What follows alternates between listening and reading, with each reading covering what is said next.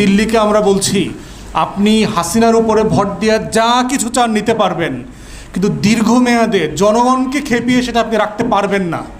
আপনার নিজের ইতিহাস থেকে আপনি শেখেন। শ্রীলঙ্কার দিকে তাকান, যাচ্ছে তাই করেছেন শ্রীলঙ্কাতে। তামিলদেরকে ফান্ডিং করে অস্ত্র দিয়ে দেশকে অরাজক করে ফেলছিলেন। সেই শ্রীলঙ্কাতে আপনাদের অবস্থা কি আজকে? নেপালের দিকে তাকান, যেই নেপালের শতভাগ ব্যবসা বাণিজ্য সব কিছু আপনারা নিয়ন্ত্রণ করেছেন, সে নেপাল আজকে আপনাদেরকে 2 পয়সার দাম দেয় না। মালদ্বীপের দিকে তাকান, আপনার সেনাবাহিনীকে সেখান থেকে বের করে দেওয়া হয়েছে, মিলিটারি বেস। তাহলে আপনার প্রতিবেশীর দিকে আপনি তাকান যে আপনার এই ফরেন পলিসিগুলো ওয়ার্ক করছে না। So for God's sake come back to your common sense.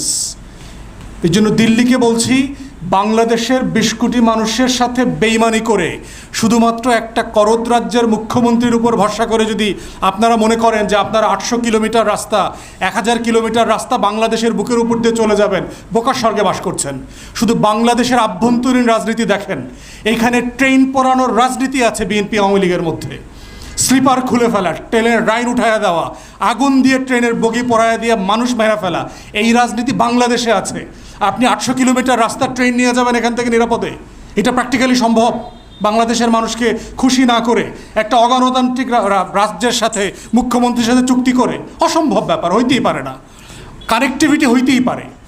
আমিও নেপালে যেতে চাই শিলিগুড়ি দিয়ে, আমিও উত্তর দিনাজপুর হয়ে আমি ভুটানে যেতে চাই, আমার ট্রাক যেতে চায়, ব্যবসা করবে, পেঁয়াজ আনবে, বিদ্যুৎ আনবে।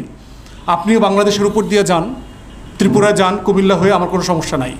কিন্তু শুধু আপনি নেবেন, আমি কিছু পাবো না, আমি দেবো না, এটা তো চুক্তি হতে পারে না।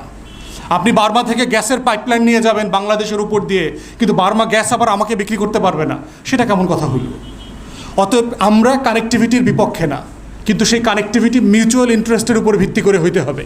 এটা একপাক্ষিক হলে দিল্লিকে মনে রাখতে হবে আপনার নিজের ইতিহাস সাক্ষী, এটা আপনি ডিসফাংশনাল হয়ে যাবে, এটা আপনি মেনটেন করতে পারবেন না। চুক্তি শেষ না, লং টার্মে এই স্বার্থ ধরে রাখাটা হলো বড় চ্যালেঞ্জ। এই জন্য আমরা বলছি যে আমাদের রক্তাক্ত স্বাধীনতার ইতিহাসকে কোনোভাবে ছোট করবেন না। আমরা রক্ত দিয়ে দেশ স্বাধীন করেছি, কারণ দান সৎকার বাংলাদেশ না, কোনোভাবে ছোট করবেন না। শেখ হাসিনা, শেখ পরিবার আর আওয়ামী লীগ বাংলাদেশ না।